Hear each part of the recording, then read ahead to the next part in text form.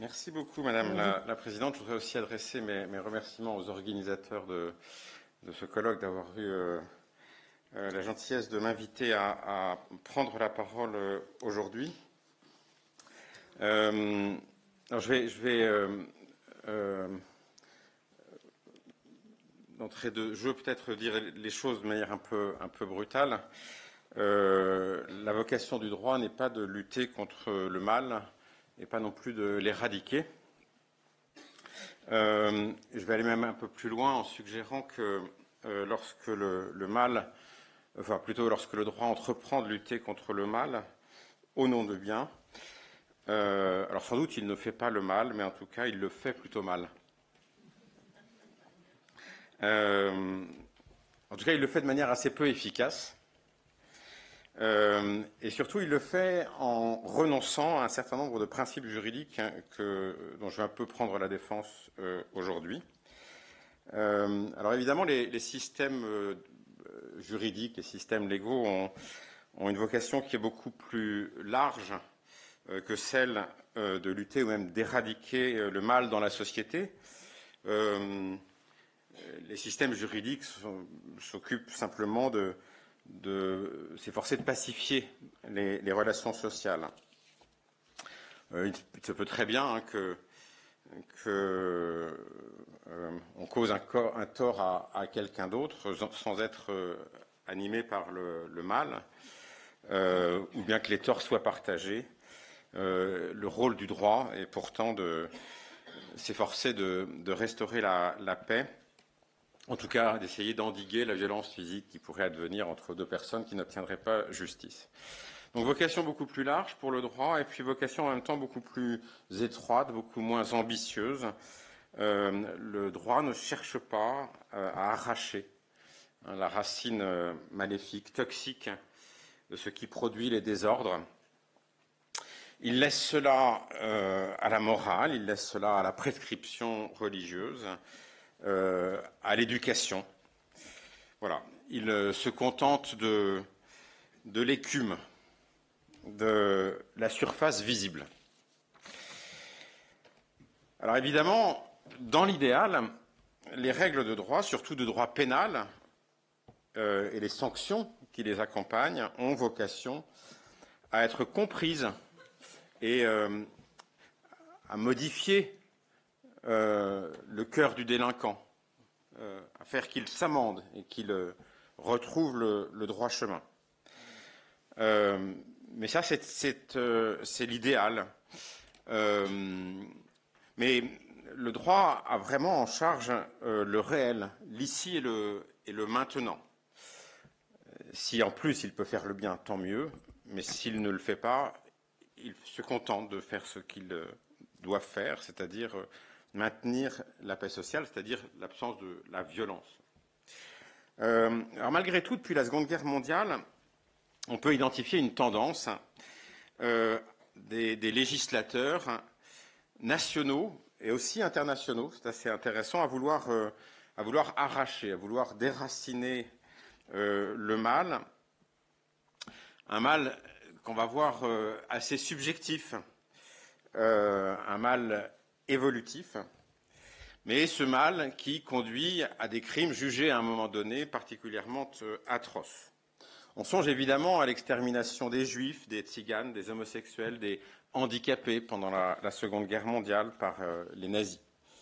On pense aussi à la volonté de faire la guerre au terrorisme, comme l'a suggéré George Bush en 2001. Il ne s'agissait pas de faire de la guerre à des gens, mais de faire la guerre à une manière de faire la guerre. Et puis on songe évidemment aujourd'hui à ce qui est peut-être érigé comme le nouveau mal absolu qui est la violence sexuelle. Voilà. Dans ces différents cas, les principes juridiques les plus robustes vont être ébranlés, vont être exceptés au nom de la lutte contre le mal. Je vais vous donner quelques exemples que je développerai ensuite. La question de l'extinction de l'action en matière pénale après un certain temps, ce qu'on appelle également la prescription, qui n'est pas sans vertu civilisatrice, j'y reviendrai. Eh bien, cette notion de prescription va être supprimée au nom de la lutte contre le mal, avec la notion d'imprescriptibilité de certains crimes. La question également de l'incrimination de la pensée, indépendamment de faits qui peuvent être commis. On peut songer au délit d'apologie. L'apologie ne suppose pas un passage à l'acte.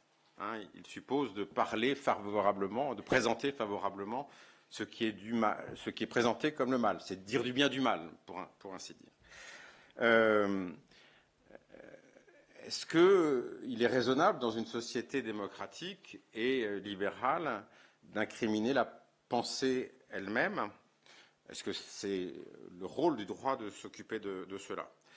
C'est une question qui a été beaucoup évoquée en 1990, lorsque fut adoptée la loi du 13 juillet de cette même année, la loi dite Guessot, sur le négationnisme. On peut prolonger cette problématique avec la question de peut-être la réapparition sous une forme nouvelle de l'incrimination du blasphème à travers l'utilisation de la loi Pleven du 1er juillet 1972 sur l'incitation à la haine à raison de l'appartenance religieuse. Donc, pour lutter contre le mal, il faut quelquefois s'affranchir d'un certain nombre de principes juridiques qui sont des principes assez robustes. Et en général, quand ces principes sont transgressés et qu'on se trouve du côté de ceux qui sont présentés comme incarnant le mal, on trouve que ces principes ont quelques vertus. La tentation, c'est pas seulement de lutter contre le mal, c'est essayer de l'arracher à la racine. C'est ce qui fut la logique, mais c'est une logique religieuse, de l'Inquisition. Et puis de sa suite, que nous connaissons bien comme juristes, qui est la procédure inquisitoriale. Mais aujourd'hui, cette volonté d'arracher le mal à la racine va se traduire par plusieurs phénomènes que je vais illustrer.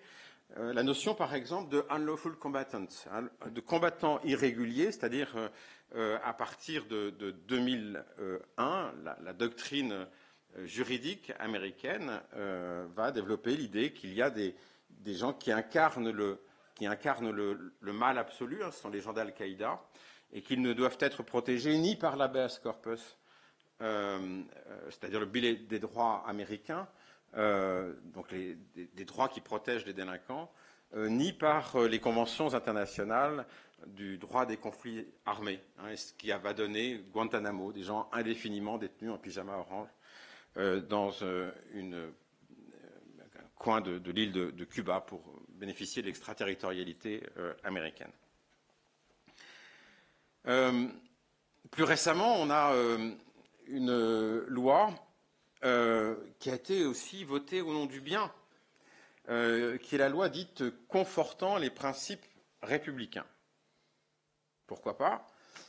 On appelle cette loi également la loi séparatisme, du 24 août 2021. Et cette loi séparatisme, eh bien, dans certaines de ses dispositions, on va le voir ensemble, fait assez bon marché de la liberté d'association ou de la liberté de l'enseignement. Je pourrais prolonger, si on a un petit peu de temps, avec le Digital Services Act, donc qui est l'acte, le règlement européen sur les services numériques du 19 octobre 2022, qui est un mécanisme par lequel, techniquement, on rétablit la censure sur les réseaux sociaux. Nous sommes européens, nous considérons peut-être depuis qu'on a entendu le vice-président américain s'en prendre au modèle européen de la liberté d'expression, considérer que nous sommes des censeurs. En tout cas, la question est posée. L'autre volet de cette censure, qui est peut-être pas le moins préoccupant, est qu'il est abandonné, non pas à des juges compétents en droit de la presse ou en droit de la liberté d'expression, mais à des employés de ces sociétés.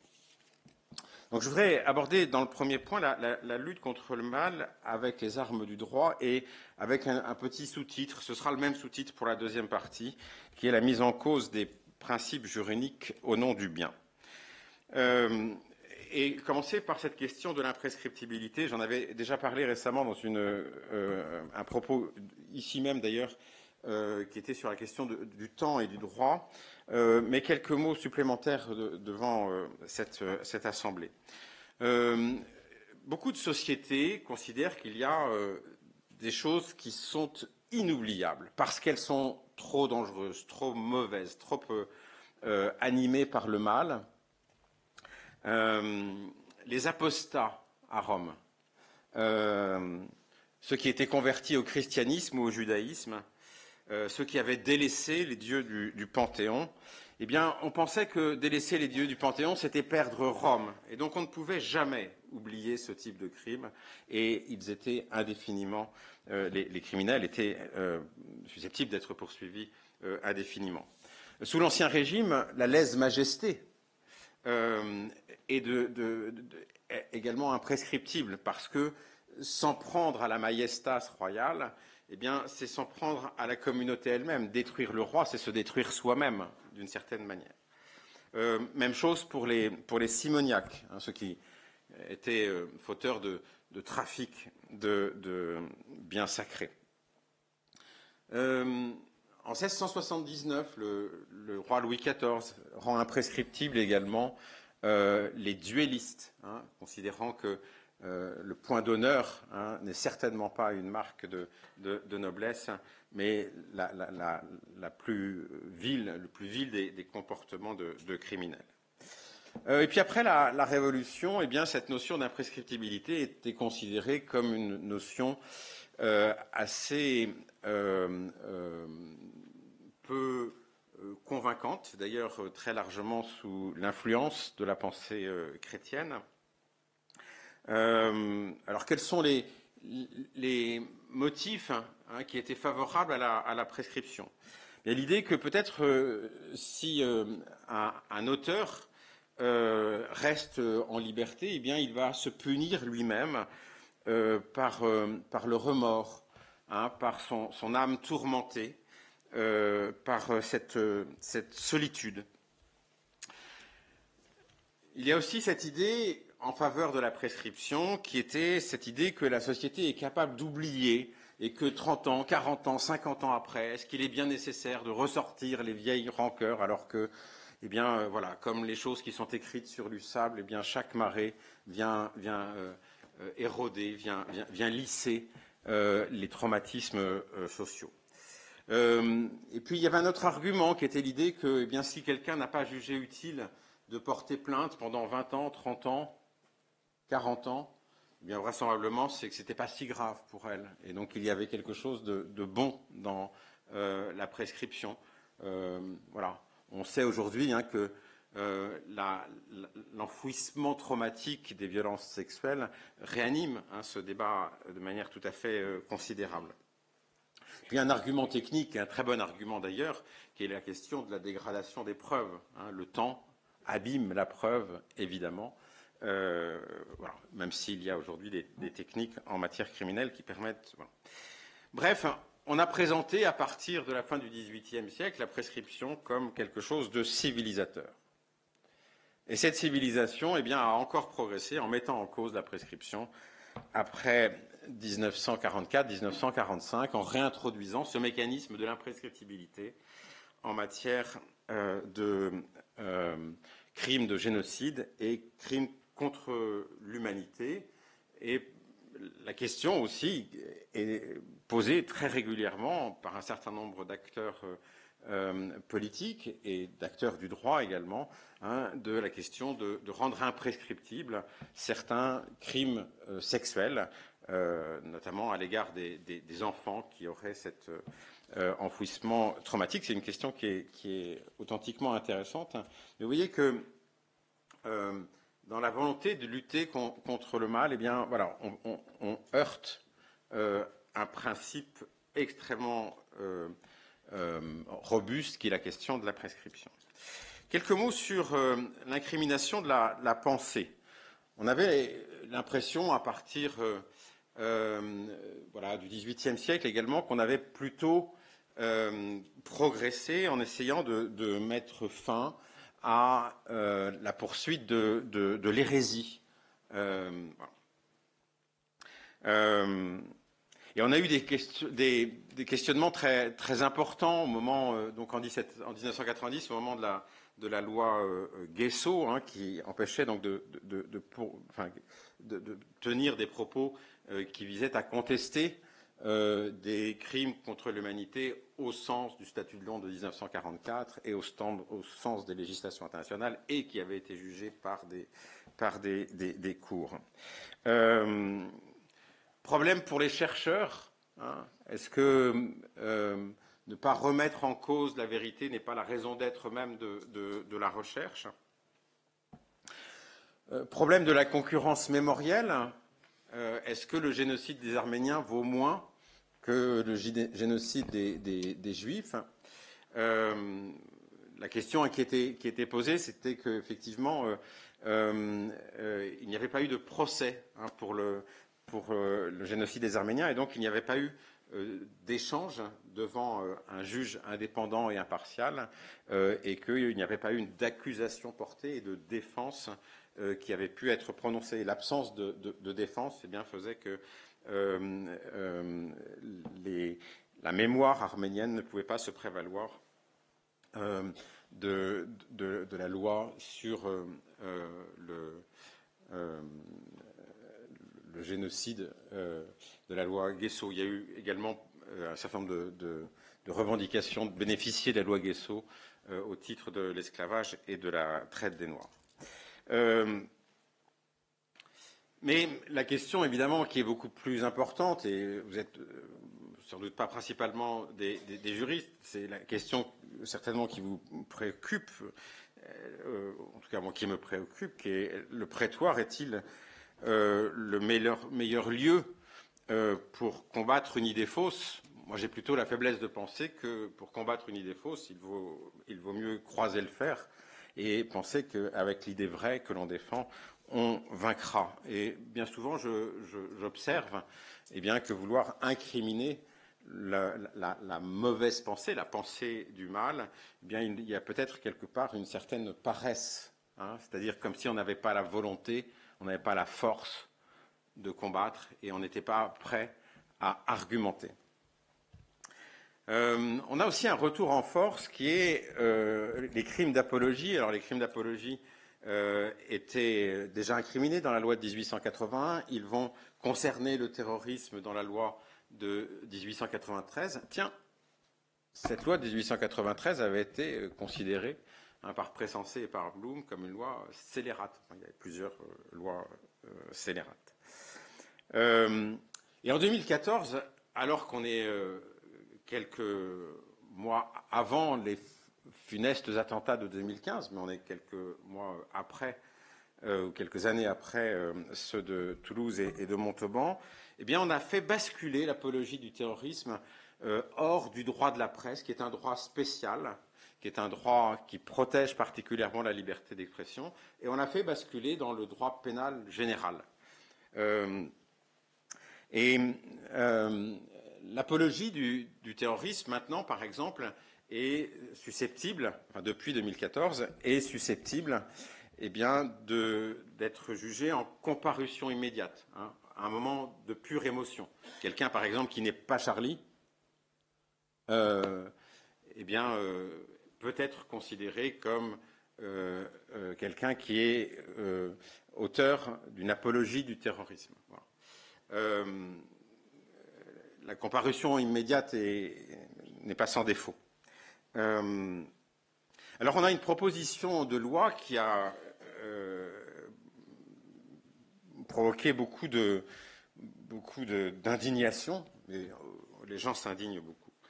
Le 19 novembre 2024, quand le groupe La France Insoumise a proposé de revenir au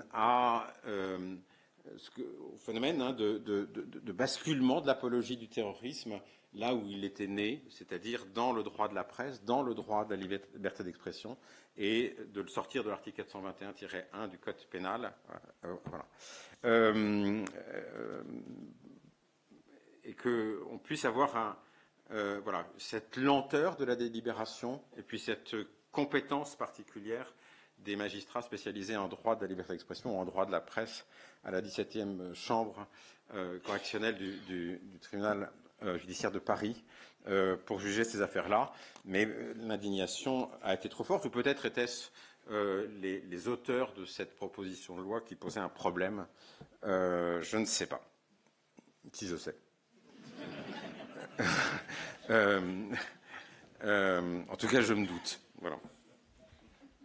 J'en viens à ma deuxième partie qui porte sur la question de la volonté d'éradiquer éradiquer le mal, et donc essayer de s'en prendre à la racine avec les armes du droit. Et là encore, la question de la remise en cause d'un certain nombre de principes juridiques au nom de biens. Je vous ai parlé en quelques mots tout à l'heure du Patriot Act, de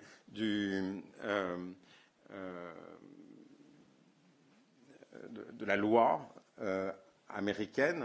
Donc, ce n'est pas un executive order, c'est une vraie loi votée par le Congrès qui permettait que les combattants réputés être combattants d'Al-Qaïda puissent être saisis n'importe où dans le monde, en dépit des législations pénales et de l'inviolabilité des frontières, puissent être saisis n'importe où dans le monde, et puissent être conduits dans des prisons secrètes. Il y en avait en Europe de l'Est, et puis il y avait la prison, pas tout à fait secrète, mais mise au secret, dite de Guantanamo. Voilà. Et puis ces combattants irréguliers qui étaient plus que des délinquants. Un délinquant, ça reste un compatriote dont on pense qu'il peut revenir sur le droit chemin.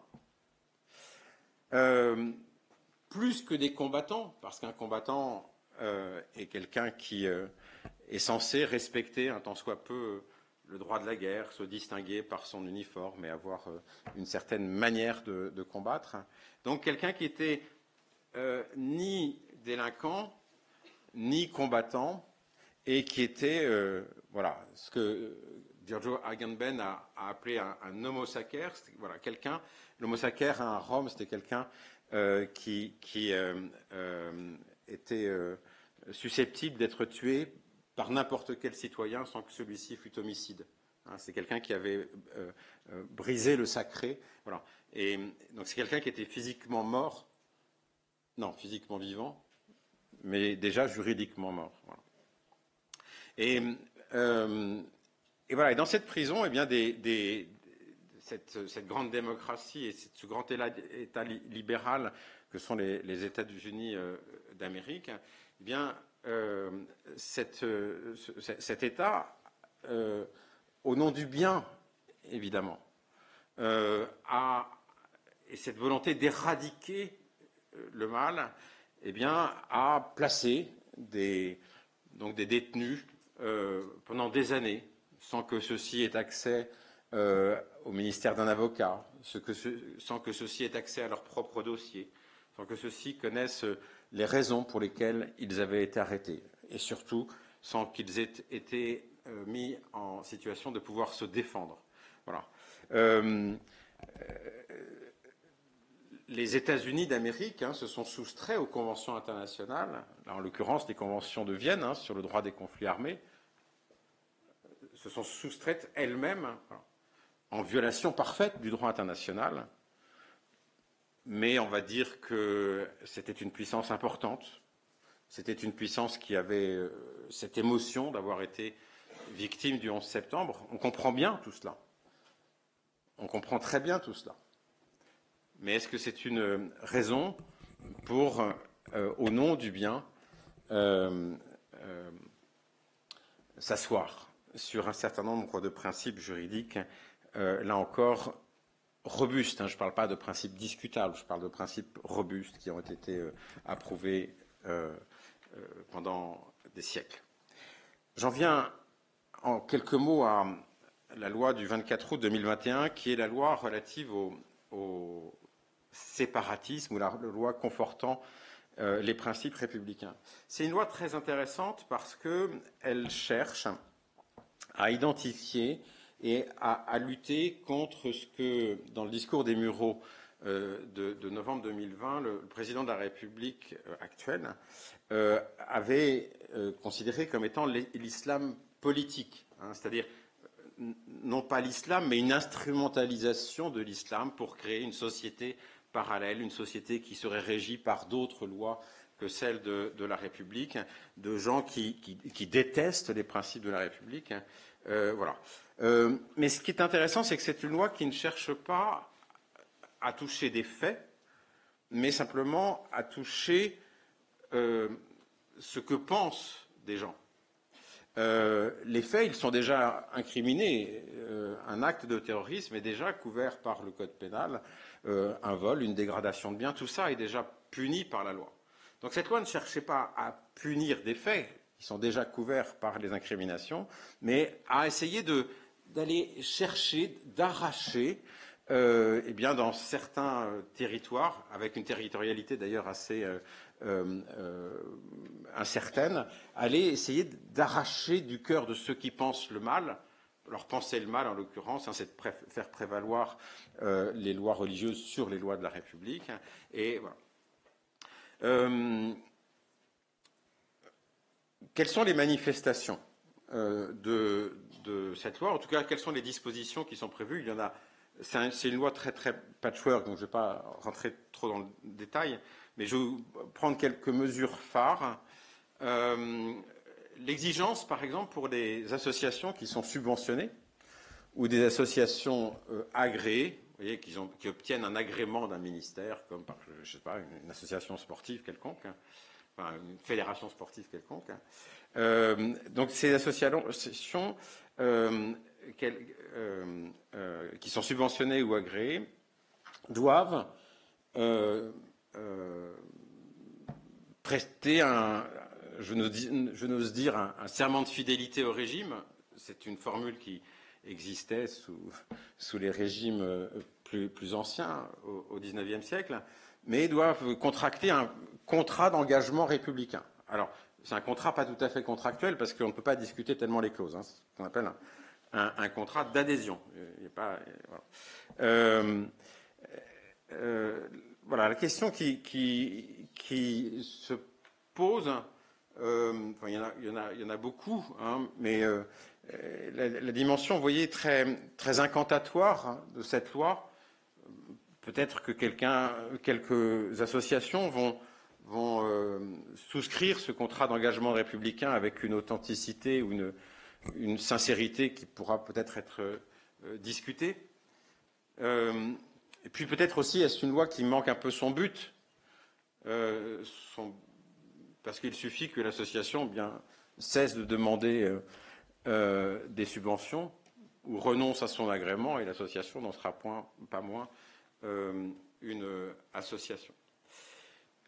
Cette loi séparatisme a été utilisée pour dissoudre des associations. C'est-à-dire que la loi du 10 janvier 1936, c'est une loi qui avait été adoptée après le 10 février 1934 pour lutter contre les milices de combat, les milices privées et les organisations paramilitaires. Et cette loi qui a été augmentée et élargie avec l'ordonnance du 9 août 1944, hein, après la Seconde Guerre mondiale, sur les milices collaborationnistes, et puis qui a été augmentée depuis à plusieurs reprises, mais elle a été aussi par la loi séparatisme, et on peut désormais dissoudre en Conseil des ministres, hein, il faut un acte assez solennel, mais une association au motif qu'elle incite à la dégradation de biens ou qu'elle incite à la violence à l'égard des personnes. Alors ça a donné la dissolution finalement ratée des soulèvements de la terre, ça a donné la volonté de dissoudre Civitas, dissoudre différents groupes dont, peu importe que vous en pensiez beaucoup de bien ou beaucoup de mal, mais cette question qui est posée, est-ce que dissoudre une association est le meilleur moyen de lutter contre les idées qu'elle promeut? Je vous laisse réfléchir là-dessus. Il n'est pas impossible que l'association renaisse de ses cendres sous une autre forme assez rapidement, en pouvant d'ailleurs peut-être aussi se prévaloir du statut de martyr, du statut de victime. Voilà. Et puis, le dernier point de cette loi, peut-être qui m'a paru particulièrement spectaculaire, c'est l'interdiction qui est faite désormais, en tout cas la soumission à une autorisation préalable du recteur, qui est faite maintenant aux familles qui souhaitent dispenser un enseignement à la maison. Qui est une activité qui était permise par les lois scolaires de la fin du XIXe siècle. Et désormais, on a renversé la perspective. C'était une liberté qui était susceptible de contrôle et on pouvait interdire l'enseignement à la maison quand le socle minimal n'était pas respecté, qu'il y avait des risques de violence physique ou psychologique qui pouvaient être infligés aux enfants. Mais maintenant, c'est une autorisation préalable. Et il y a quelques exceptions, donc les parents voyageurs, les enfants très sportifs ou très artistes, etc., peu importe. Et puis, il y a une dernière exception, qui est la situation propre de l'enfant. Et la jurisprudence... Il vous reste 2 minutes. Eh bien, c'est très bien. C'est parfait. Je comptais m'exprimer en 2 minutes.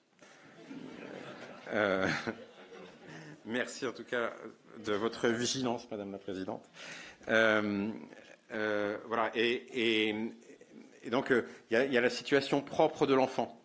Situation propre de l'enfant. Ce qui fait que quand on a un enfant dont on fait valoir la situation propre, c'est possible.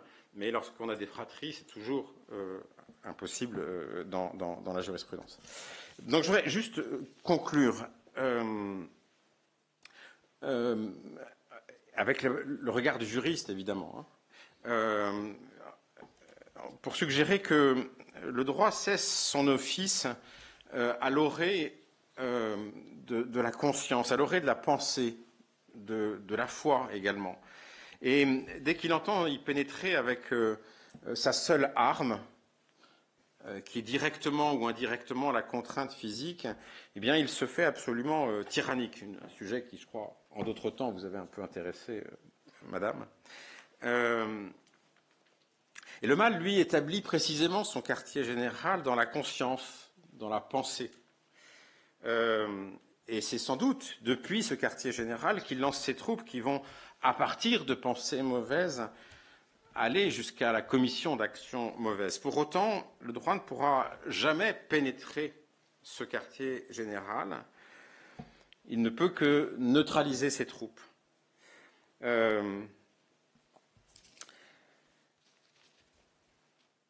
Quand le droit cherche à éradiquer le mal, il s'empare d'une place qui n'est pas la sienne et qui est une place que je crois noble, utile, précieuse, qui est celle du prédicateur ou qui est celle de l'éducateur.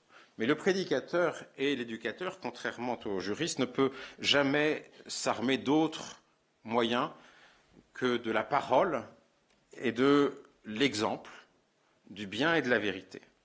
Et il me semble que nous sommes dans une époque de renoncement, de découragement par rapport à ces offices nobles de prédicateurs et d'éducateurs, et que par paresse, aujourd'hui, on fait appel aux législateurs et aux juges, en oubliant un peu trop vite qu'ils sont authentiquement impuissants à lutter contre le mal. Merci de votre attention.